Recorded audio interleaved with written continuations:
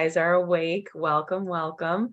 My name's Alexa, Operations Manager here at the BPM RIA office. Stands for Broward, Palm Beach, Miami Real Estate Investors Association, your only local chapter here in South Florida that's in compliance and partnered with the National Real Estate Investors Association.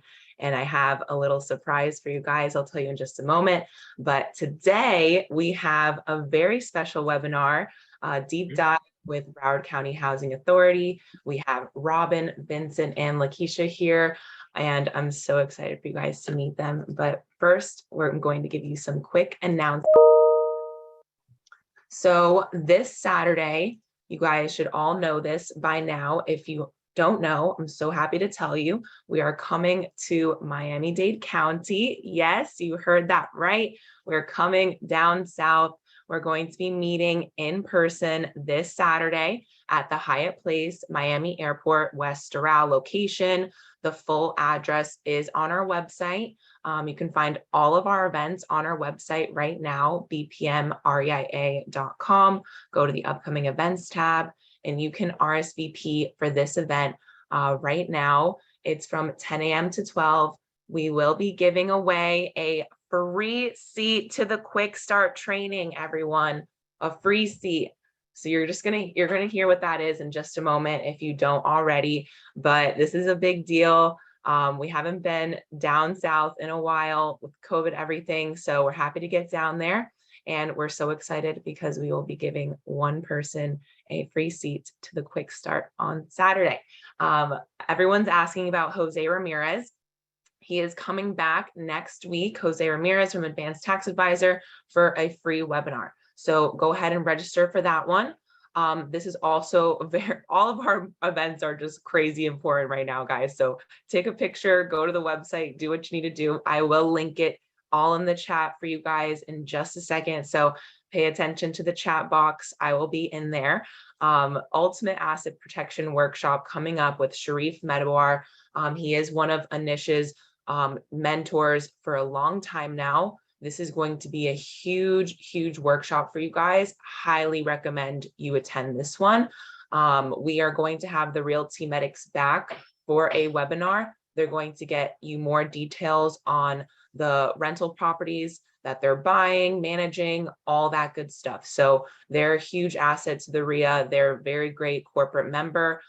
They're coming to the in-person events. They're coming to meet you guys. So you're going to want to meet them in this webinar if you haven't already. We are having Get Fundable back for our next monthly meeting. It is a free webinar, December 7th, first Wednesday of the month, 7 p.m. Don't want to miss that. It's going to be very key, so you can start this year off right. There's one event that's not in here that you guys will see very soon. It's my little surprise, or Anish's little surprise. He's actually going to get a workshop with National RIA free webinar for you guys on December 1st. If all goes well, we will have that on the calendar very soon for you guys, which we are so excited for you to meet Rebecca, if you guys don't know her already, from National RIA.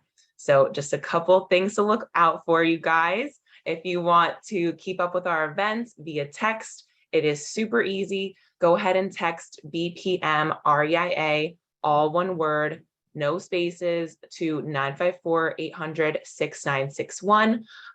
So you can get a text message reminding you that we have an event. If you were opted in today, you got a text message this morning reminding you of our webinar today, and you can go register for the event straight from the text, which is super easy. So I'll pop that in the chat for you guys in just a moment. But oh my gosh, our next quick start, it's coming around the corner, you guys. So like I said, we will be raffling a free seat to the quick start on Saturday. So please, if you are in the area, RSVP, save your spot. It's a limited seating event. We will be talking about the topics we get into this Saturday. But as you can see here, we're getting into a lot of topics here, touching on wholesaling, rehabbing, flipping. We have 4 incredible guest speakers at this training. It is a 2 full day training via Zoom. The training is completely led by our CEO and lead mentor, Anish Dave. It's a money back guarantee, you guys. As you can see at the bottom, we have member pricing and non-member pricing. So thank you guys so much for responding to this poll. I will be sending you all an email today with details about this. And I look forward to you guys reaching out to me or booking a call with me so we can answer any questions that you guys have about this training. I'd love to get more information to you guys. This is a money back guarantee. Like I said, Anish always says he can't give you your time back, but he can give you your money back. So guys, I highly recommend you sign up for this training if you're even thinking about joining the mentoring and coaching program, because it's a really, really great training. Alrighty, so memberships. Our members get all the good stuff. They get in free for the in-person networking meetings. Their guests get in at half off. They get discounts to our special workshops that we have both online and in person. They're the first to register for any event that we have posted, as well as they get the amazing National RIA benefit package. And that goes for both corporate and individual memberships. This is going to be for our business owners that want to become a vendor partner and do events with us and get featured on our website. So anyone else who wants to get those in-person meetings for free, those discounts, the discount package, you're going to look at the individual membership, and I'll go ahead and link that in the chat for you guys. We also have a great YouTube video posted on our channel, which I'll also give to you guys on how to make the most out of your membership benefits that we get through the National RIA. So I will definitely be sending you all an email about that because I feel like it's always good to get a refresher on all of those different benefits that we have with them. So look out for that, guys. And last but very not least, many of you know that we do offer one-on-one coaching and mentoring at BPM RIA. Some of you have seen the brochure, some of you have not. If you're interested in finding out about our truly one-on-one coaching program, go ahead and book a call with me right now on our website. Go to bpmria.com, schedule a time that works for both of us, so I can get you more detailed information on what's included in this program. We do put up 100% of the money for our students' deals and split the profit 50-50. You are matched with a mentor one-on-one. You get everything we can offer. Pretty much we set our students up for complete success with everything they will need to do deals. And I'm also very happy to schedule a 1-hour free consultation with you and a mentor. So this is my direct line at the bottom. But like I said, guys, I will be sending all of you an email today. So you will all have my direct contact info by the end of this webinar. So just want to take a moment to thank you guys all for being here today. We really appreciate it. We couldn't have these great events if you guys weren't here. Definitely want to thank Anish and all of our speakers today. Everyone from Broward County Housing Authority, thank you so much for coming on. And any questions, you guys, we're going to pop those questions in the Q&A section. You should see it in your Zoom menu, which should be either down below or the side somewhere. So if you have any questions, pop those in the Q&A box. But I'm sure Anish has some final words for you guys, and then we'll get started. Yeah, thank you so much, Alexa. Without a doubt, our COO of BPM RIA. I do see a lot of new names on here. So the quick background, as Alexa said, we are a chapter of National RIA. BPM stands for Broward, Palm Beach, Miami-Dade. We were formerly known as BRIA, the Broward Real Estate Investors Association. And, we're committed to education, investors, networking, and, being an investor. We've heard you guys talk about different topics. And one of the cool things was Vincent actually reached out to me, I want to say about like 2 months ago, and said, hey, did you know about this? What's going on with, the Broward housing and the new rates and all this other stuff with Section 8? And I was like, no, I don't. And so he gave me some great information off the top, just some quick information. I said, there is no way at my age I'm going to remember everything that you tell me. So can we please do a webinar because these guys are true experts. So again, if you got questions, put them in the Q&A. And so full disclosure, right? So some of the properties I've had were Section 8, and you got to put in the chat if you actually have any properties as a landlord, and if you have any Section 8 tenants. So I'm going to tell you my experience with Section 8, and specifically the Broward housing, because my properties were in Miramar, and it was awesome. Meaning it was very easy to get these properties approved. One of the things that, people have an issue and said, oh my God, it's gonna be so hard working with the county. Well, if you do the right thing, it's super easy. And how many of you guys actually love guaranteed money, right? On the first of the month, guess who gets a check, right? And it's super easy once you start getting into this. So today is really going to be more of a panel format, right? Versus a PowerPoint. So I'm going to introduce, as Alexa said, Vincent, Robin, and Lakeisha. And I'll let you guys kind of have the floor a little bit, and then we'll take your questions and make this, happening out there. So I guess what's new that's happening with you guys at the department? All righty. Just want to say thank you very much for having us here. It's truly a pleasure, and I'm glad that we had this opportunity. I'm the housing liaison, and my position is one of almost like public relations. I work with the landlords, I work with the tenants. We try to find housing, we recruit landlords. So it's a system of continuous outreach into the community. If landlords have anything that they want to find out about, they can call their occupancy specialist or myself. And my direct line is 1302. And I'll be glad to talk to any landlords who have questions or, they're confused about paperwork or anything like that. I'll turn it over to Robin. Hi, I'm Robin Kademi. I'm the Special Programs Manager. Basically, all of the programs that we work with,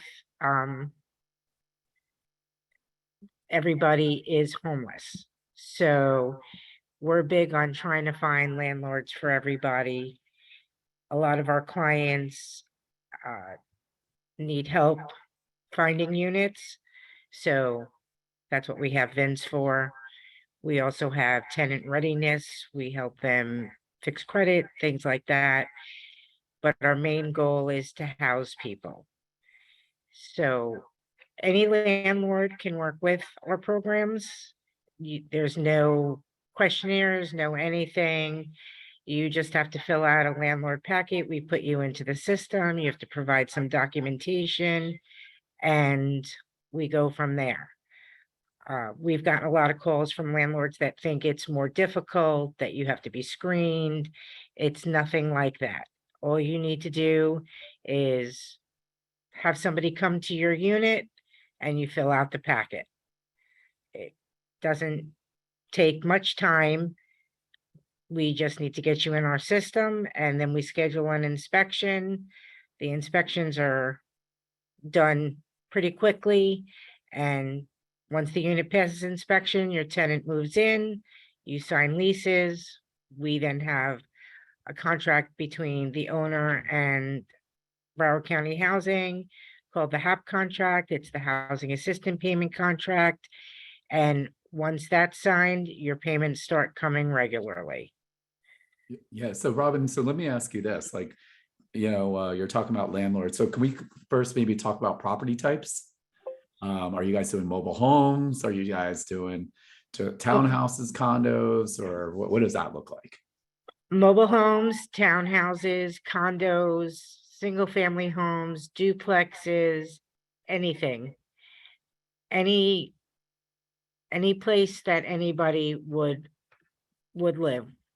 Got it. And that includes room counts, whether it's a studio up to, I don't know, how many bedrooms would you? We have people that live in efficiencies, and we have people that are in 5 and 6 bedroom homes. Oh, wow. Okay. I didn't realize that they were that big, and I didn't realize that efficiencies either. On the efficiencies, and And again, you guys can put questions in the Q&A, and I don't mean to grill Robin because I'm interested too on some of these things because I'm learning also. Is there a minimum square footage? No, No. there's no minimum square footage. Yeah. What about, could I put them in a tiny house? I'm kidding. I'm kidding. Sure, As long as it passes inspection. Okay. exactly. Got it. And so, you know, I mean, we could call, I guess we'll talk about what the rates are or what that looks like. But when you're saying like, it's your clients are homeless, like what kind of waiting list or how many people are you guys trying to place? Because I know there's a massive affordability issue going on everywhere right now. So is an understatement. Everything is based on what our funding is, on how many people we can house. So we have a budget and we financially figure out how many people that we can house and pay rent on. And we get referrals from the county, we get referrals from ChildNet, we get referrals from women in distress. We do have other programs that are waiting list programs. And people come in different Categories. avenues. Okay. Yeah. So I mean that, and so because like that was the first thing before I actually got, started working with, the housing department and working with Section 8, I always heard bad things, right? And that's part of the reason. We lost something.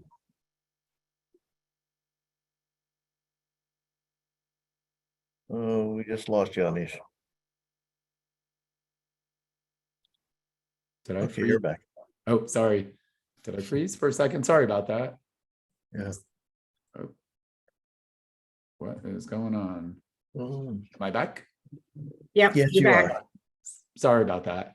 Yeah. So one of the things that, and I hate to repeat myself, is You that don't need to mute. They're saying you're. I'm trying to dispel the rumors of working with, Section 8 on the type of clientele.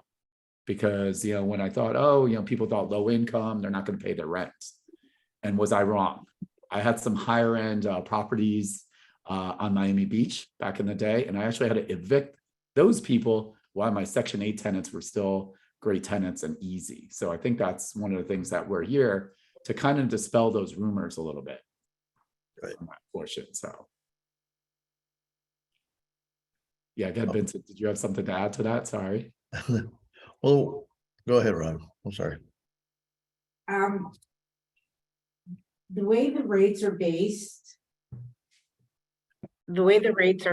It's based upon, most of the programs are based upon zip code. So this way it allows people to live in higher end units. So let's say a zip code in Pembroke Pines, the fair market rents are higher there than they would be in less affluent areas. So this allows people not to have to live in lower income areas, and they can live where they choose to live. Wow. Yeah. So when you're saying higher end, obviously, like Pembroke Pines is a nice neighborhood. Like what, for example, would be, I don't know, if like a 3-bedroom, like what would be the range? I mean, I know I'm kind of quizzing you off the top of the head. So. It's hard to say because it's different everywhere. We can email Alexa all of the fair market rents by zip code. Okay. And so you could share that with everybody. Yeah. But it's difficult to say. Everybody also has to income qualify. So if, let's say you have a 3-bedroom and you're asking $2,500, I'm just going to come up with a round figure. First, what would happen is we would have to income qualify the client. If the client income qualifies, then the inspection department would run rent comps. So even though it may pass rent comps higher, the unit still has to income qualify for each individual person based upon their income. we only allow the clients to pay between 30 and 40% of their gross adjusted income. So if we did it backwards and we ran a rent comp, your rent comp may go up to 4,500, but the fair market rent may only be 3,500. But the person would only income qualify for, let's say, 2,800. So because the gross rent is based upon the utility allowance that we provide as well as the rent. So that has to all come within the budget of the fair market rent.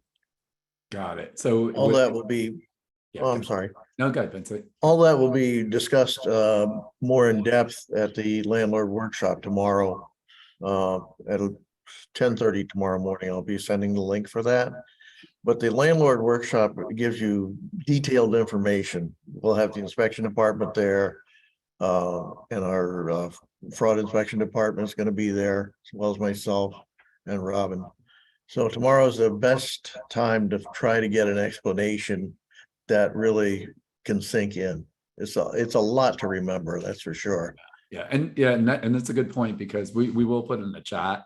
It is a free event also, and that's one of the reasons why we had the event today. So you guys can attend that tomorrow, because these it's really easy to get super specific on the question. The question's like, hey, I have this little place here. What about this? Right. So we're trying not to do that. We're trying to get to more general questions of how the process works. So in general, what's the time period, right? Like, let's say I have a property, I just closed on it. It's quote unquote rent ready, right? Like I fixed everything that I needed to, because we're investors. So I'm ready to lay this out. What would so my next step would be reaching out or going, to your office, to your website. And how does that look like? Like I have this house in Pembroke Pines and I want to go ahead and see what I could get. We don't specifically place people. Okay. They have to come to you. So you could list your property however you want to list it on the MLS. There is an affordablehousing.com website where you could list your property. Most of our clients use the affordablehousing.com website. So they would go in, they would find the unit, they would call you, you would show them the unit. They see that it's within their range. They would give you the paperwork, you would fill out the paperwork. The paperwork takes probably all of 15 minutes to fill out. The most difficult part of filling out the paperwork is if you're a first-time owner with us, you just have to have the bank fill a certain portion out. So you'd have to go to your bank, they'd fill it out, stamp it. You send it to us.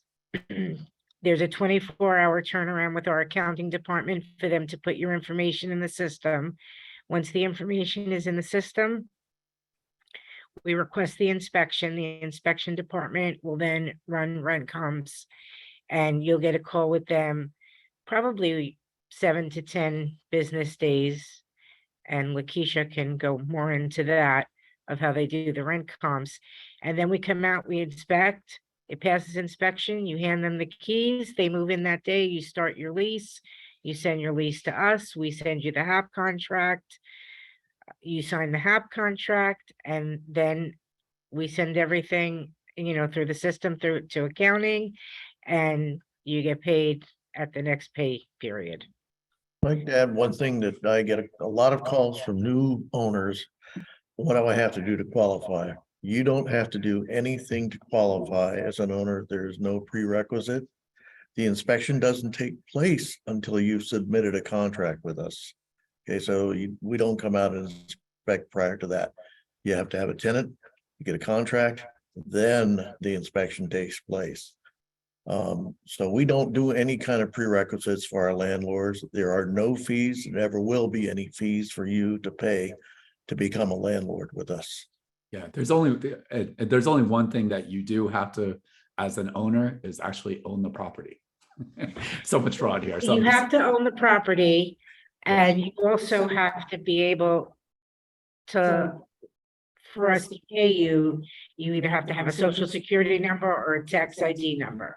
We have a lot of owners also that don't live in the country, so they have management companies that we pay. So Yeah. that's basically it. You have to be able to provide documentation of ownership, and if you have a property manager, just your property management contract between the owner and the property manager. Right. And you guys don't care as what way the owner takes title, right? Meaning if it's an LLC or Yep. you know, personal name, as long as they have a taxpayer ID number or social security or a management company that the money can go to. Correct. Okay. Right. So that's always Well, it's really legal. important on that, you know, so it's not, you know, they're not going to check you out, you know, Broward County, you know, what they're really worried about is the property safe. So I know, Lakeisha, you said, I think you're the expert on, Robin just mentioned that Rent comps. on the rent comps. Can I ask you how you, and by the way, I'm putting everyone on the spot. So you could always say, hey, Nish, stop being so nosy on those questions. But like Lakeisha, obviously you guys have proprietary software somehow on rent comps. And then the second part of that question is, as me as a landlord, can I battle or dispute your rent comps? Is there, or is that not possible? Yes, we get challenged all the time about rent comps, so that's fine. For the first part of your question, yes, we have a source that we run the comparables to. However, we look at the location of the unit, we look at the size of the unit, the type, and the amenities that are being offered in the unit. The rent is based upon all of those components together. And if there is an issue, one thing you do need to remember is you have to be negotiable on the rent, because every rent request is not approved. So yeah, you have to what is keep that? in Can you actually mind as well. can you give me an example of that? Like when you say being negotiable is, so like if the tenant or the client says, you know, 2,000 a month, we all agree on it, and then you guys come back with, you know, rent comps. Is that how it works? Is what you're saying? Yes, if you're requesting 2,000 a month and according to our comparables, the unit doesn't warrant 2,000 and we're only offering 19, you would have to come down to the 19, or the participant wouldn't be able to get that unit, because we're not going to pay more for a unit than what it is worth according to our comparables. Now, if you are already have someone, like, let's say for an example, it's a triplex and the other 2 units are already renting for that amount, you will be able to prove to us that you have tenants that are already paying that amount. Then we would review it and possibly warrant you the amount that you're requesting. But it just has to have a process. Got it. And like, if we're going back and forth on that, let's just say I got that triplex, right? And my other 2 are 2,000. What is that time, like that dispute, or, you know, like or I don't want to say dispute, or whatever we're contesting on rent? How much are we, like, what's the time frame on that? Is it going to take me another 30 days? And the reason I'm saying that is, like, if it's going to take me 30 to 45 days, then I would have been better off just taking the 1,900 because of the month I lost. So that's probably. No, it only takes about a day or so, because of the fact that we would have to review it. If you're contesting, stating that, you know, the rent is to the 2,000, but we're saying it only warrants 1,900. If you show us the proof that it is the 2,000 in the next day or so, it's not going to take another 30 days for us to get an approval. No, it doesn't take that long. Okay, that's good. I'm not holding you to any of this. I just want to, you know, because the problem, you know, investors, you know, when we're in our corner talking, we're like, oh, the county's doing this, the city's doing this. And part of the reason, like, we want to have more educational, you know, webinars like this is to, you know, really understand how cities and counties work, and how to work with investors and vice versa, to make, like, we're all on the same team. And I'm trying to get rid of that, like, us versus them. They're just trying to, if you're an investor and you're with a group of investors, they're going to say all these bad things about, the county and the city, right? And I can only imagine what your break room sounds like about when you talk to these investors and saying, hey, they're so greedy and they don't want to fix these things or whatever that is. So that's what we're trying to do, is basically bridge the gap, because once you learn the process, right? And I know Robin kind of touched on it, is that if you do the first time, it becomes, a little bit more work. What happens if you start adding more properties? Is it the same? Is the process easier? Or, because you've already, have my bank account information and you guys have had payments? Yeah, if you're already in our system, the process should speed up the more properties or the more participants of this program that you add, to your properties. Because again, what we have to understand is the person has to be a participant. Oh, I think you just muted yourself, Lakeisha. Oh, you're still on mute. She's going to give us something big and we missed it. There you go. Lakeisha, we missed that last part. Okay, I'm sorry. Yes. We're trying to monitor this in a big room and the things are echoing, so it's kind of difficult. So I'm sorry if we're coming across a certain way, but we're on 3 different laptops in one big room. It's echoing, it's this, it's that. So it's kind of difficult on our end because we got to mute to talk. We got to unmute to talk, then we got to mute for someone else to talk. It's okay. I could put it's a little crazy. If you want. But as I was saying, you have to keep in mind that the participant that you choose has to be a part of the Broward County Housing Authority program. We don't just house any vouchers. We only house the ones that come from Broward County.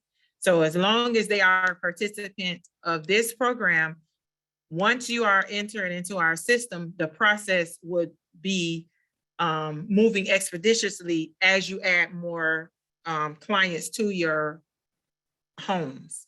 So it shouldn't take as long as it would the first time, because the first time you have to go to an additional department. Once you're in our system, you no longer have to go through that department when it's being processed. There are only 2 departments that you would have to go through. Once the worker processes the paperwork, then she sends it over to me in the inspection department, and I'm the last step before they can move in. So you're good there. So you're the And closer. also, just to add to that, the more properties you have, the easier it becomes, because then everybody knows your name and people refer people to you. A lot of the programs in my department that we work with have case managers, and we have case managers that will find a unit and then the landlord says, oh, I have 17 more units, and they fill them in a matter of weeks, because there's always people looking for units. So the more you have, the better, the easier it becomes. Yeah. So- And so when I had those units, I had 6 units and they were all Section 8, and it was easier. So it was a loaded question because I've already been with you guys in the past and it was a lot easier. So it was like, I knew what to expect. Same thing. So you're right. Once you learn the process, it's going to change it for you as an investor. I'm going to kind of because I see a ton of questions, and then we'll kind of get back. I'm going to hit some questions first. Yes. So, To answer Louis Ortega's question, yes, wall units are fine. well, I'll read them out, and you guys, I'll let you guys kind of answer. So Angelina's asking, does the unit have to be a legal addition? Say that again. Does it have to have what? A legal addition. So I'm assuming, we live in South Florida, right? So sometimes some things are not legal. Meaning, let's say the house, my favorite is the enclosed garage, right? Was probably not done legally. So when they look at the inspection, quote unquote, so it might be a 3-2, but they made that garage into a 4-2. I know that's a loaded question, but oh, you're on mute again. Lakeisha, you're on mute. Legal. When the inspector comes out, he is not coming out to tell you, you know, what's legal and what's illegal. He's coming to see the safety of the building. Your addition should be legal, because if code enforcement ever comes out to the unit and it's not the correct floor plan, they're going to make you change it back. So for example, if you have changed that unit to a 4-bedroom unit and you're being paid 4-bedroom unit rent, if code makes you change it back to the original 3-2 design, we would have to then in turn drop the rent to a 3-2 design as well. So it behooves you to make it a legal an addition, because of the fact that if you're caught, you know, we're not going to say anything, but if you are caught, we do have to make an adjustment on our end as well.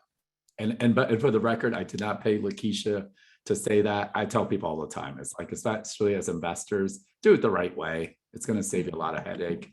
So I'm happy that you said that, because, you know, when we do rehabs, you know, we do it with permits and we do it the right way. And again, it's just going to be easier down the road when you try to sell the property or anything else. So thanks for kind of hitting that for me without me actually saying that. And actually, let's say it wasn't done legally. Yep. Lakeisha, tell him what needs to be in a bedroom for it to be considered a bedroom. Okay, so for it to be considered a bedroom, it has to have all of these components. It has to be a minimum of 70 square feet. It has to have a window big enough for someone to escape out of.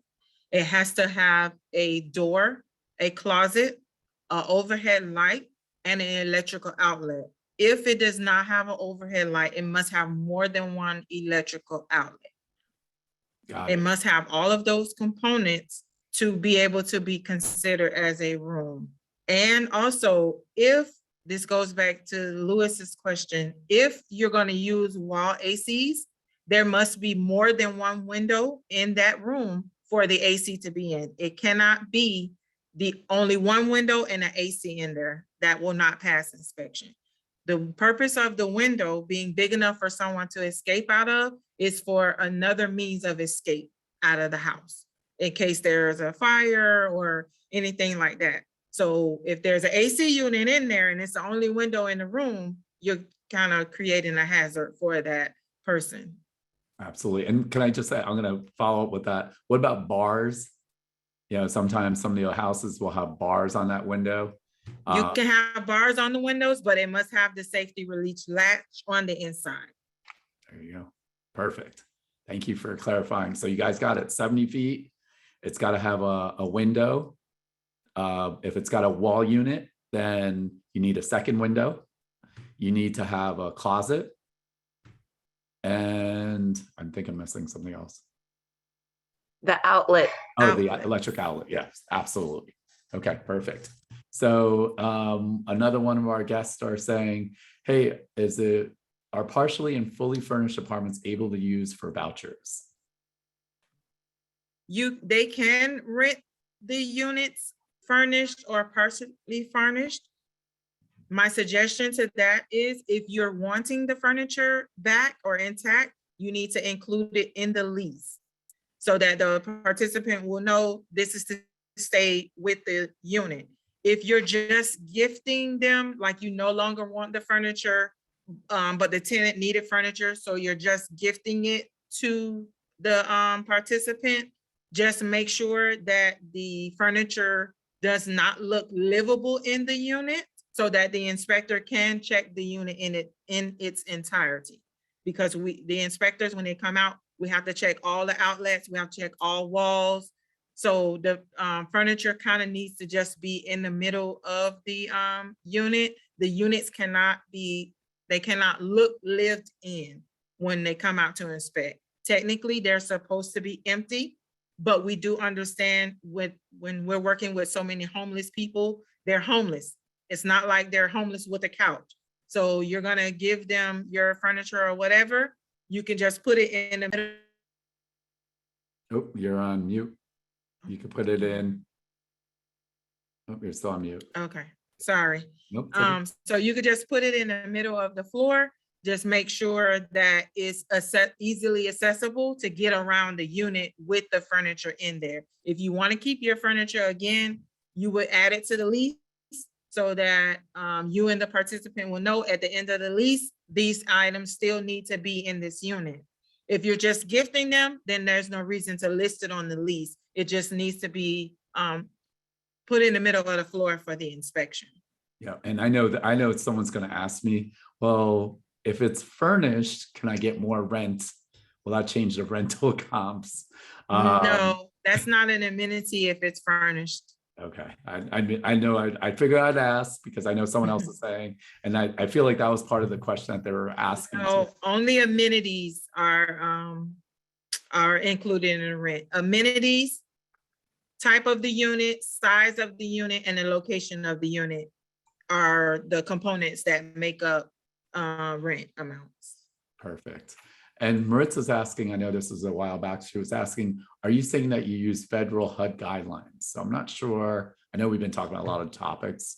So I know she put that a little bit earlier. So I'm not sure, Maritza, if you want to add a second part to that, unless either one of you guys remember, because I know we've been kind of moving on subject matter pretty quick. So Roger's asking, are there any zip codes or specific cities or communities not accepted?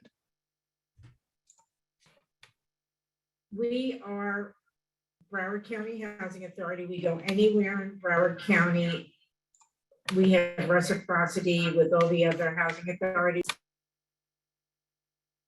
Oh, now you're. Except for Hollywood. Hollywood Housing, you have to be a part of Hollywood Housing Authority. So, and that's Hollywood proper. If the water department is the Hollywood Water Department, then most of our participants can't live there. If they're already living there, then they're pretty much grandfathered in. But all of the other housing authorities, Dania Beach, Deerfield, Fort Lauderdale, Pompano, they can live everywhere but Hollywood, and our people can live anywhere in the county as well. Okay, yeah, so that's important. So if we, again, as what Robin's saying, if it's proper Hollywood, it's a no-go with the Broward Housing Department. So that's important. So let's see, Joan's saying I have a tenant in Davie. She never pays rent and it's nasty. When I speak with the housing, they tell me basically it's my problem and evict her. Okay, so, Yeah. so we are not a party to the lease. The lease is between you and the tenant. Our contract with you is between us and you. It's like a big triangle. I would hope that they say it nicer than it's your problem. Yeah. Well, I mean, sometimes if We'll that's we'll make courtesy calls, but we're not here to mediate your lease or to enforce your lease. What people should be telling the landlords is you have to treat our clients like you would a non-subsidized tenant. What would you do if Mary and Joe Smith rented the other half of your duplex and stopped paying rent? You know, will help to a certain extent, but we cannot force them to pay their rent.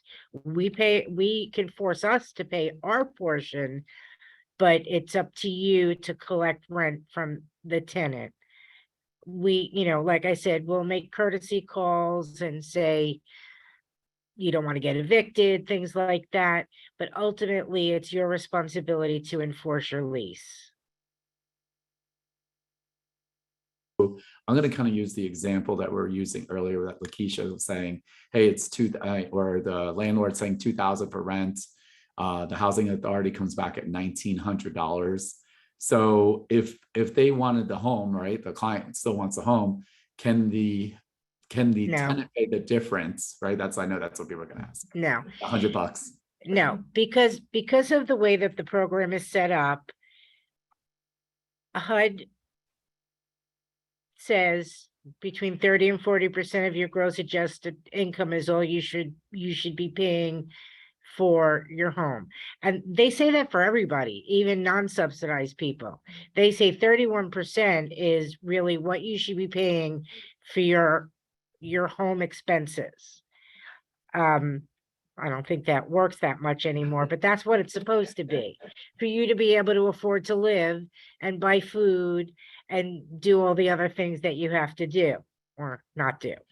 But no, they cannot make side agreements. Yeah, that's, People have made side agreements in the past and then they don't pay it. And then the landlord calls us and we're like, no side agreements. We told you. And then if you try to evict them, you can't evict them because it's not in the lease. They didn't violate anything. got it. Right. So yeah, I mean, that's really important. What Robin's saying is that because the agreement is for X amount and the county's paying for that. So if you have a side agreement, right, whatever you want to say, they're paying this, and now you're mad that they're not paying X amount, you can't evict them. So, and I got to give my disclaimer. I'm not an attorney and I'm not giving you legal advice. We do have. No, but also if you think about it, we make it so it's affordable for them because we don't want homeless people to become homeless again. So if they're making that side agreement, Yeah. truthfully, they can't afford it. Yeah. Yep. It's not even like they have all this money on the side that they can afford to do it. Yep. Most of the clients, this is it for them as far as their income and believe me, if they could afford to pay more, we would have them pay more. Sure. So it's not even an issue of someone who's not on housing, who doesn't want to pay more than $800 for rent. That's their choice. They may be able to afford to pay more, but that's not what they want to do. So we try not to set anybody up to fail.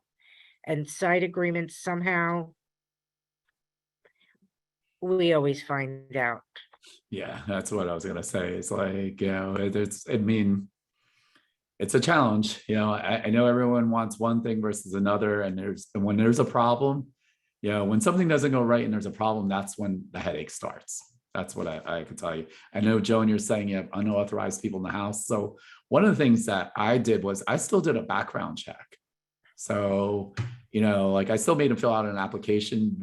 I guess I'll ask you guys like some best practices that you've seen. I heard you talk about one of your clients might have 17 other properties or 20, or any best practices that you've seen investors do? We ask that you treat our clients the same way you would anyone. Background checks, credit checks, everything like that.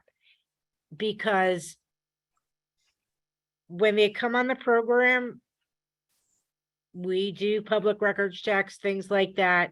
But once they're on the program, unless there's a problem or unless we find out about it, we may not know if something happened. Got it. They may be able to hide it from us. As long as it doesn't happen around recertification time, there would be no reason for us to know Right. anything if they were missing for 3 months and the landlord didn't tell us and Joe, their brother-in-law was paying the rent or whatever. Right. So we recommend it. We encourage it. We, in our landlord workshops, we tell everybody it's your tenant. You need to do your due diligence when choosing a tenant. It's your home, it's your business. And we definitely recommend it that you do your own screenings. We will give you phone numbers for the last couple of landlords if you want to do, if you want to call them, that's no problem.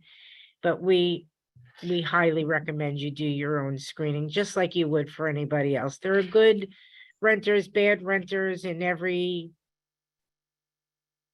place that doesn't, we have some people that have been living in their units for 20 years. They've never moved. The landlords love them. They love their landlords.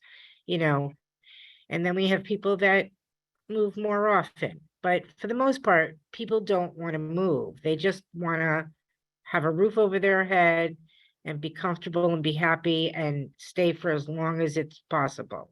Yeah. And as a landlord, just so you guys know, like it's good juju, like meaning make sure it's a safe place, right? I mean, again, I know I'm the first guy that wants to make a lot of money and look at numbers because I'm a number nerd is an understatement, but you got to still do the right thing. These are people and families and all the above. So do not take those shortcuts. Roger's asking, how are deposits and last month's rent handled? Well, because we pay the rent, the majority of the rent, we don't pay first and last. We pay you our portion of the first month, and we pay you our portion of the last month. So most of the landlords that work with us do not ask for first and last. They do ask for security. Some of our programs allow for us to pay security deposits, and those clients will know. Some of our programs don't, but there is, and we're just finding out that there is now, through Family Success, they do LIHEAP and everything like that. We can refer our clients there for deposits. So obviously you don't get the deposit before they move in, because when you work with an outside agency, we have to make sure they've moved in first and then we process. But for the majority of Section 8, they're responsible for their own deposits. Correct. Yeah. So just so you guys know what Robin's saying, it's not, I know as a standard landlord, it's first, last, and security. Generally, same thing when I rented out my Section 8, I just got a deposit and not first, last, and security. So, and it worked out pretty well for me. Maritza's asking, for the lease, are you listed as a guarantor for the lease, or with the lease being between the landlord and the tenants? The lease is between the landlord and the tenant. We're not a guarantor. You sure, But Robin? we have a contract between Broward County Housing and the owner, which makes us a guarantor in that sense. But we're only a guarantor for our portion of the payment. Got it. And I mean, if they don't pay, I'm going to go to Vincent's house. I'm going to send Joey over there to get my money. And Make sure he's got a big baseball bat. it doesn't work like that. No. So Ellie's asking, as to the inspection, what are you guys looking for? And I'll just add, how long does that take? Are they going to be there for the day? Is it 3 hours like a home inspection? What does that actually look like? No, it doesn't take 3 hours. It takes between 20 and 30 minutes, depending upon the size of the unit. So on the initial move-in, we're looking for, the unit must be empty and clean. There needs to be no holes in the roof, no stains on the ceiling, no plumbing issues of any kind, no leaks of any kind. All outlets must work, and they must work properly. The inspectors do test all outlets. They're going to test the locks on the doors. They're going to test to make sure that all windows open and close properly. All windows must have screens because we are in Florida, and the mosquito is our national bird, state bird. So you must have screens on every window. The windows must open and close, go up and down, in and out, whichever they may go properly. If it's a single family home and there's a pool connected, you must have a 48-inch high child safety fence directly around the cove of the pool. The unit will not pass without that. The pool must be clean, and in your lease, it must be stated who is going to maintain the maintenance on that pool. The water and the lights must be on, as the inspector is going to check every appliance.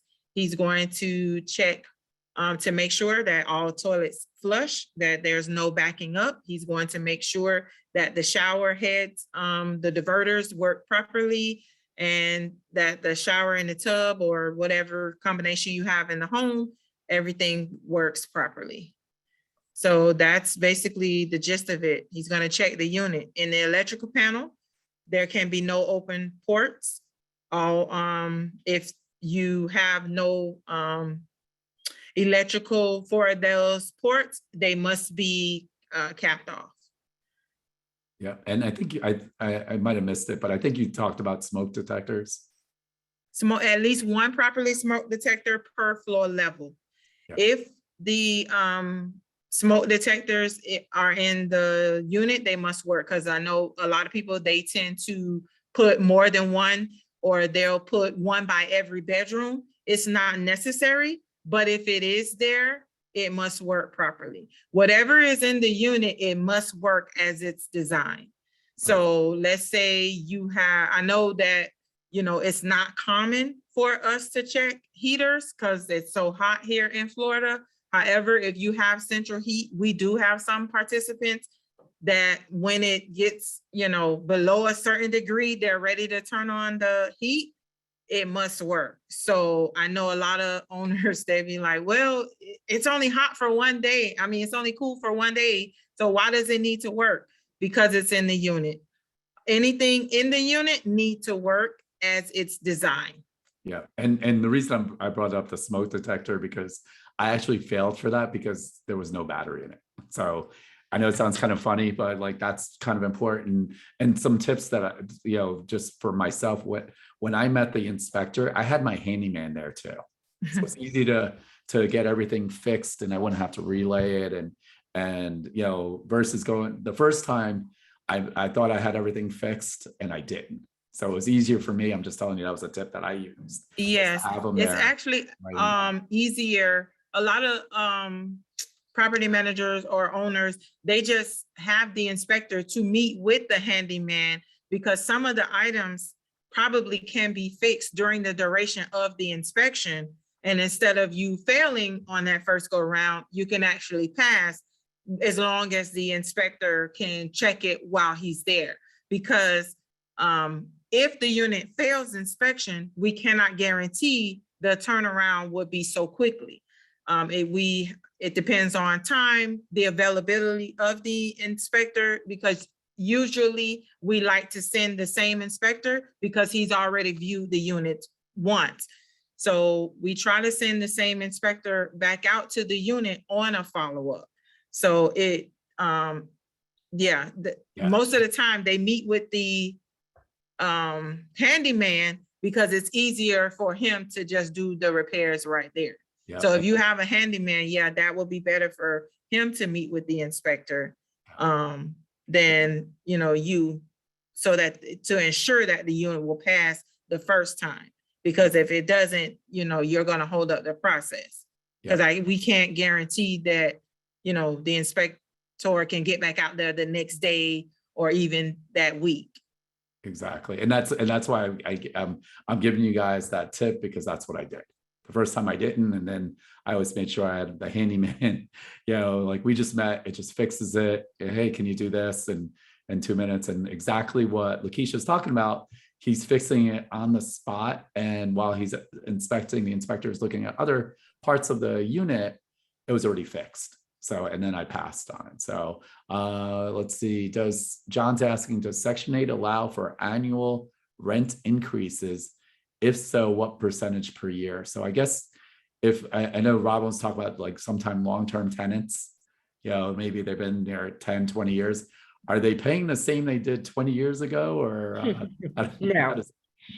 So you can request an increase annually. You send it to the occupancy specialist. The occupancy specialist will send it to the inspection department, who will run rent comps.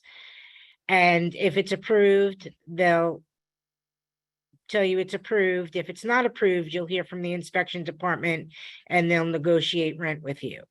Now, this is where something different comes in.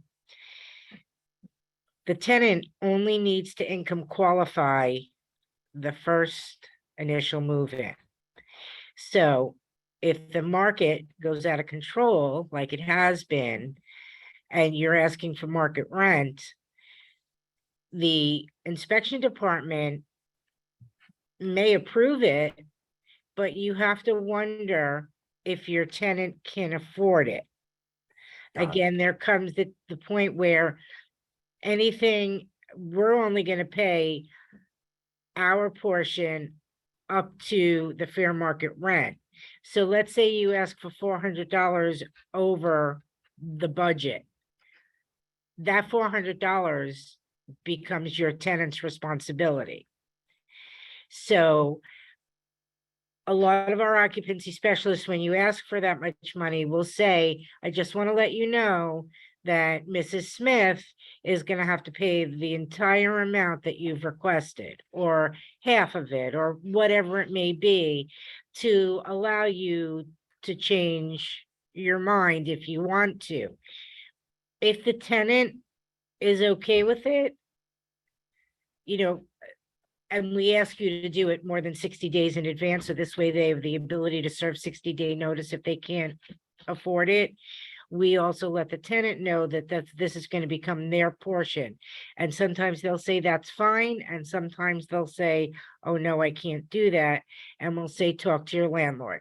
And then if you have a good relationship with your tenant and they're treating your house really nicely and they take better care of it, then, you know, Yeah. if it was their own, you sometimes will make the decision of, I don't know who I'm going to get in here next. I'm probably better off, you know, Keeping them. lowering my expectations a little bit.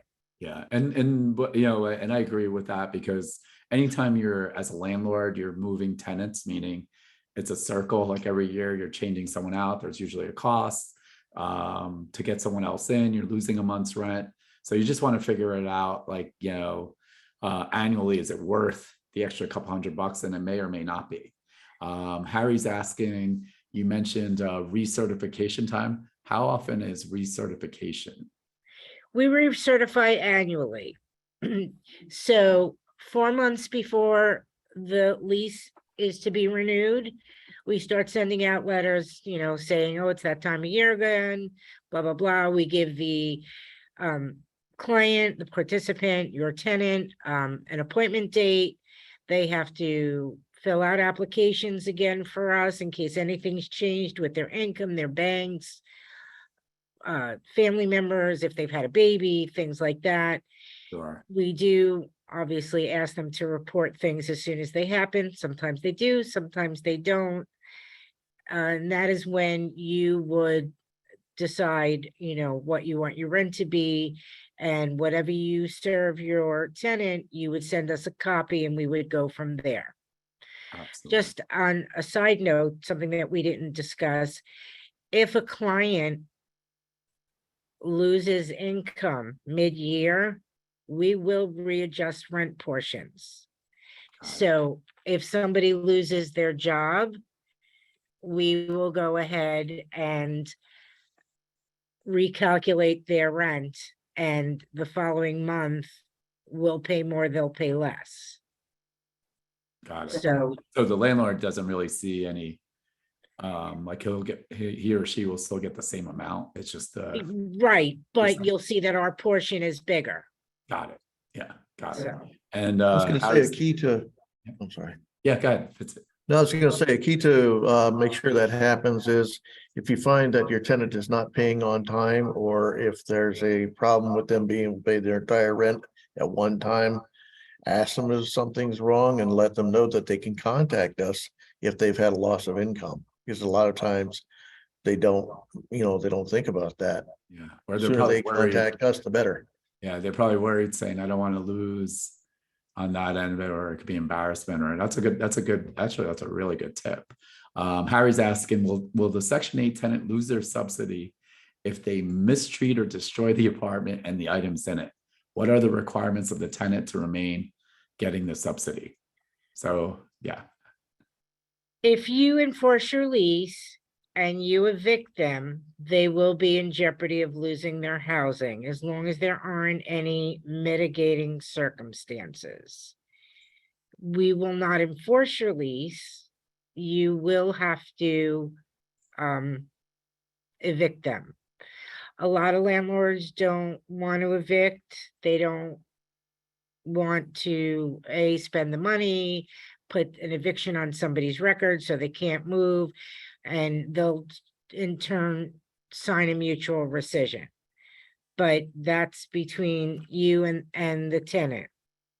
Yeah. So, but if they are evicted, it will be reviewed and they will be in jeopardy of losing their benefits. Yeah, and just so if you guys are landlords or you've never evicted anyone, congratulations. But evictions, generally speaking, we just bought a property and we're evicting the person that's been living for free, and you're looking about $1,500, give or take, is what you're going to pay for an attorney. Shannon's asking, so when a tenant is required to pay a portion of their rent, You're frozen.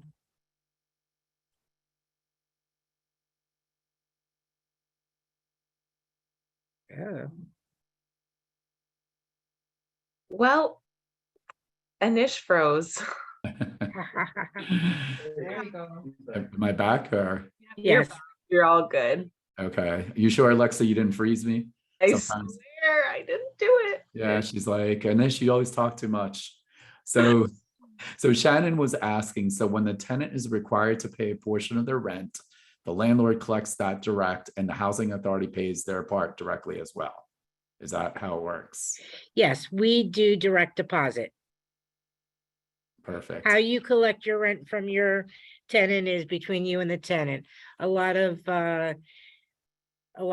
landlords like to go there once a month, and we encourage that, because this way, every month you have a reason to be there and take a look at your investment, your property.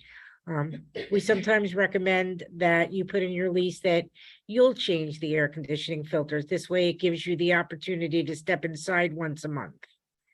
And it's also a good thing to change it because sometimes tenants won't. Well, that a lot of the landlords will even supply them to the tenants and just say, please change this once a month. I mean, it's a minimal cost, but it gives you an opportunity to go in and see what's going on and know who you're renting to. Yeah, absolutely. Dee's asking, what's the cost for the inspection, and is there a charge every time the inspector goes out? No charge No charge whatsoever. Yeah. No. Yeah, no charge, guys. I know everyone's used to pay. I mean, you could give me the money if you want. I need some lunch money, so I'm kidding. So Carlos is asking, when does the 2023 rent standard get updated? Will it be posted, and how do we find out? I know if you come tomorrow's event, right, the landlord event, you guys will definitely have that. But So typically the rents, the budgets of the rents, or however you want to call it, change in January. Sometimes they've changed twice a year. We don't know whether they'll go up or down. We have people that are probably calculating all of this as we speak, because it does take quite some time. But they usually it's the first of the year they change. perfect. And Ed, I know we kind of answered this question, but I'll just throw it in there. If the tenant wants to renew their lease, but the landlord wants to raise rent, is Broward Company Housing Authority comparable to that Lakeisha mentioned, takes into account the rent increases? Yes. Let's see, would you owe, I'm not sure, I know we were talking about something, Roger's saying, would you owe retroactive payments for this? I don't remember. If there's an interim change, and let's say somebody reports it October 31st, there's no way we can get the change done by the time the November deposit is deposited, because it's already been processed before October 31st. So mid-November, you would get a supplement deposit, and then in December, then you would get the full amount. Yep. And Ellie's asking who pays for the security deposit, and last month that's going to be the client. It's not going to be the housing authority, although you guys spoke about there's some special programs that it Yes. may be possible. Will the client know that, or the tenant know The that? client will know, and usually the deposit form is in their move packet. Got it. Okay, let me see. I'm trying to And get. you can always call and ask. Vince is readily available for the Except most part when he's on a webinar. So don't call right now, guys. for an hour and a half. For me, I mean, I'll send my email address. I'm much better with emails than calls because I can respond to an email much faster than I can listen to my messages. So Yep, absolutely. I'm in the same boat as you too. I'm right there with you, Robin. So- So Christopher's asking, and we did kind of touch on that. He said he wanted to confirm partially and fully furnished apartments okay to rent to Section 8 renters. Remember, the key was you're not going to get extra money because it's furnished, right? So what Lakeisha talked about it is, you might want to gift, someone on that portion. So that's a little bit different. Roger says, does Broward Housing still offer Section 8 to home ownership program for clients? we don't at our housing authority, but we do do the first time home buyer program here. And we do have a family self-sufficiency program, but other housing authorities in the county do have the home ownership program. Got it. Maritza's asking, how are mandatory monthly fees considered, for instance, like a benefit package that includes filters and pest control, et cetera? Would these be covered by the voucher, or can the tenant be responsible? And if it's not subsidized, they would be mandatory for others. So I guess because it's subsidized, they're trying to figure out what's included and what's not. Rent. So if you provide cable, that's not your part of your base rent. So let's say it's an apartment complex or a homeowners association. And well, no, I'm not going to do that because then it's part of the homeowners association.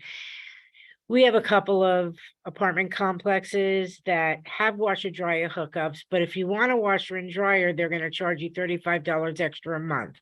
That's not rent. That's a fee that you're paying them to have that. The washer and dryer hookups are there, but not the actual appliances. So if you want the appliances, and you can put that in the rent, that there'll be a fee, a $35 fee for a washer and a dryer.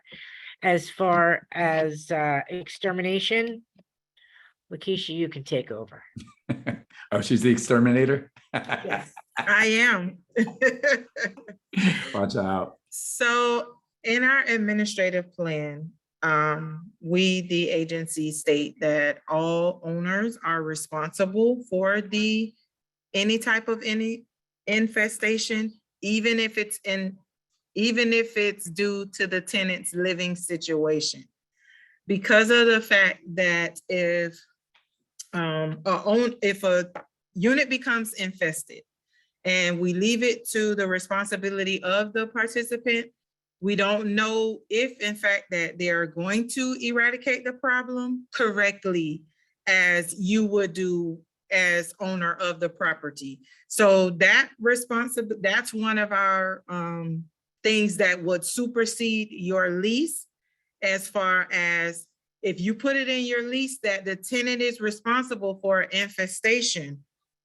If the tenant calls us and states that there is an infestation at the unit, an infestation of any kind, you would have to treat the unit. But on the backside of that, if it is in your lease, you can charge the tenant for the treatment. But ultimately, infestations are the responsibility of the owner, because if it is a problem, we want the problem to be eradicated correctly. Yeah, and what I'm saying, whether it's Section 8 or not, or housing authority, like as a landlord, you should be doing that anyway. So that's like you want to be, it's your property at the end of the day. Maritza's asking, if the owner uses a management company, do you send the 1099 in the name of the landlord or the management company? Management company. I'm sorry, you broke up for a second. In the Management company. perfect. Dee's asking, what's the minimum size of a window for a house? And then the second part of it is, with an efficiency, can you rent the main house Section 8 and then rent the efficiency Section 8 separately? So the window has to be big enough for someone to escape out of. Got it. So Now, I know that can be challenging because I know, people are different sizes. So as I was going to say, it's like you're going to have to make the judgment call on that. It has to be big enough for someone to escape out of. And that's all I'm going to say about that. I'm going to add to it is, well, if it's after Thanksgiving, other side, what was the other half of the question? If they had the okay, so on the efficiency, as long as there is no entrance to that tenant's unit from the inside of your unit, you can rent it. However, the catch is you must pay all of the utilities if there is only one utility meter and one water meter, because of the fact that you cannot determine how much electricity is being used on that unit or how much water. So in turn, the owner or the person in the main house, or the owner rather, because there could be another tenant in the main house. So the owner would have the responsibility of the utilities on him. You would have to pay all utilities for a unit in that case, if there was only one meter. Now, if you get two separate meters in that efficiency and in the main unit, and there's no entrances from either unit on the inside, then that's fine. Got it.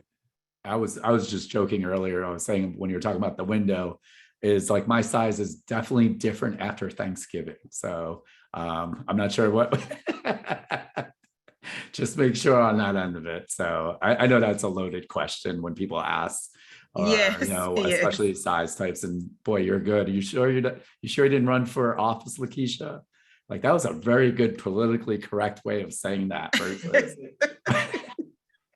She's without a doubt the diplomat in the office, it sounds like, to make sure. Someone's asking, if a tenant has an emotional support dog that is aggressive, can the landlord require insurance? Can a landlord deny tenancy with a tenant without violating fair housing law? So I'll let you guys, I'll let you guys answer that, but. That would be an ADA question. The best thing I would say would be consult an attorney on that one. Yep. Because the American Disabilities Act has different guidelines than everything else. So I'm gonna waylay that onto, I'll research it and find out. Maybe I'll be able to include it in our workshop. I could tell you that you cannot ask for a pet deposit. That I know. You Perfect. cannot ask for a pet deposit and you cannot deny somebody. If there then becomes an issue with the dog, that's a legal question. Yep, there you go. So you guys are all very good politically by saying, I was going to say the same stuff. Like We defer to the right people. Number one, this is recorded and it will be on our YouTube channel. So the last thing I need is someone putting up is that you said Anish this or Robin said this. And nope. Nice try. I know you guys are trying to bait us, but we're not falling. We are experts here also. So wow, so we're almost out of time. That is so crazy how fast everything goes. And so first of all, I want to thank our guests for, kind of actually like this little talk or town talk about Broward housing and Section 8 is to give you a quick, synopsis of how to work together, how the process works. So tomorrow, and I think Alexa, if we have that link, if not, we will put it in the thank you email, the link for tomorrow at 10:30 a.m. for landlords, the workshop. It's 2 hours, right, guys? No, it takes about an hour. Okay, about an hour. Okay, so we just talk too much. Ours is 90 minutes. So, make sure you guys go to that. And then the other question I always get, will you guys have a replay on that by any chance? If they can't make it tomorrow on the workshop, or is there somewhere? People always ask us, so.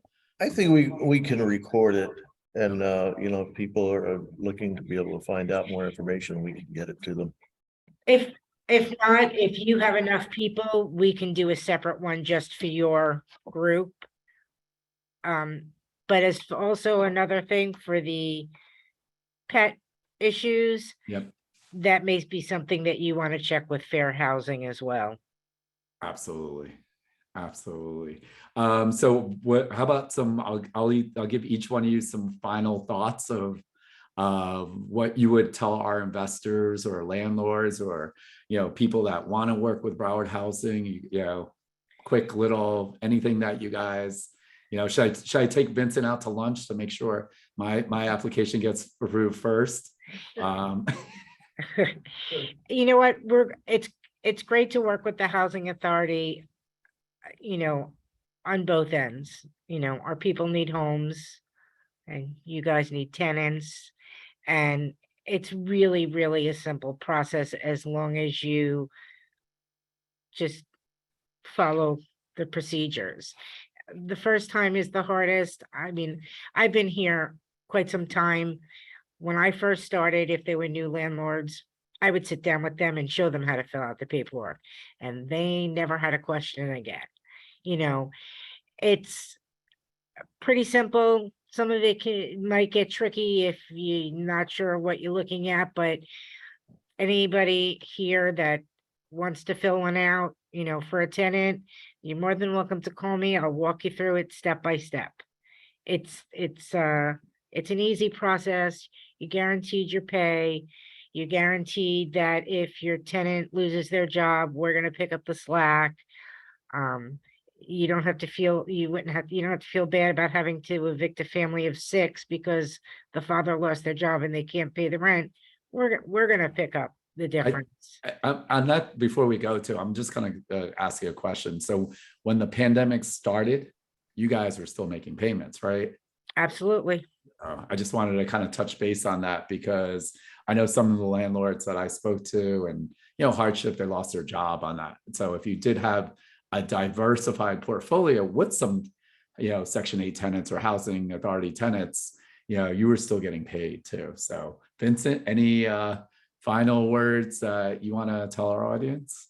I would say I put my telephone information on there for you because I'm better on the phone than I am on the computer, and Robin will tell you that. But I'm the warm voice that you can get answers from. If I don't have the answer myself, I know where to find it. And like Robin said, I'll be glad to go through the paperwork with you step by step over the phone, so you can alleviate some of the time that it takes to get things done. If there's a question about payments, I can find out, where they are in the process and get back to you. So please feel free. There are people here that really can help out. And we really thank you so much for the time that you've given us today. Absolutely. And Lakeisha, our rent analyst, any final words from you? Welcome to the Broward County Housing Authority. Absolutely. So I want to, before Alexa ends it with us, I want to personally thank you guys for taking the time to educate me, first of all, and our investors. So there's no way I would have been able to relay any of the stuff that you guys mentioned. I would have just just work with them, and that'd be it. Like I would have no answers on that because I'm and I learned a ton of things today also. Again, if you start really learning, the city and the county and these programs are actually really beneficial, and you can make a win-win. And one of the things that I'll end it with too is that I know a lot of you guys as landlords and in this kind of crazy world of what's happening, you want to make it a win-win and you want to leave a legacy and make an impact. And these are these are some of the things that we could do in our community. I know the rents and like our state has kind of gone nuts since the pandemic of what's happening, but there is a problem on one end of it and there's a solution on the other end of it. And the idea is to work together. And as you start learning the process, and what I think that's always important, what our guest all said, like after you have one and now you're adding to your portfolio, it's real easy just to add more properties and working with the Broward Housing Authority too. So I think that's always really important. Alexa, do you have any last words? I do. I just want to thank you guys again, because obviously I'm here learning so much being in my position, but I did take away so much from this like small workshop that we just did today. And I'm really excited for everyone to get the information for tomorrow. Definitely want to confirm one more time the time of your workshop tomorrow. It's 2 p.m. to 3:30. No, tomorrow, that's at 10:30 a.m. 10:30. Okay, perfect. Yep. Just making sure. So I think you sent me the email for the December one, but Oh, I'm so sorry. no worries. Apologize. I'll resend it. 10:30 a.m., right? Yeah, 10:30 a.m. Yep, and it's 1 hour. And one of the things that we're begging our listeners, if you found it enjoyable today, please make sure you give us a 5-star Google review. Not about me, talk about our guests, talk about Alexa, talk whatever you want to do on this end of it, because this is how we get the word out about our organization. And, you know, it's easier for me to get more guests. Also, if you email us and say, hey, it'd be great if you had so-and-so. And if these guys are fine, maybe next year we'll have you guys back on. We'll do another, you know, we could do it again, a panelist style like this. If you guys want to teach something, we could do all the above, any of the above on that portion, because for me, this is really important. And again, we definitely want you to give us a 5-star Google review. I think, and some of you guys are in Miami-Dade, we do have the in-person workshop coming up Saturday. Make sure you register. It's limited seating, guys. It's 2.5 hours, sponsored by Certified Home Loans, Jason Clark. So if you got some financing questions about your short-term rentals, your long-term debt service ratio loans, we're going to talk about wholesaling, rehabbing, how to find off-market properties. It's going to be a fun event. You know, as I said, I'm going to have to put on, Alexa, I kind of joke about it. I'm going to have to put on pants because it's in person. So don't be scared on that portion, and some shoes and all the above. But I want to thank you guys again. I want to wish you guys a happy Thanksgiving, you know, on this event, and happy holidays. And hopefully we'll see you at an in-person event too. So. Absolutely, you guys. Thank you so much. Please look out for my thank you email. Give me just a couple minutes just so I make sure I have the correct link to give you guys. So look out for that in the next 10 minutes or so. So thank you guys for your patience, and I'll be sending each and every one of you an email with that link for tomorrow. And All Vince's. right. Thank you, I'll guys. send it right to you. Thank you. Thank you. So much. Have a great day, everyone. Thanks.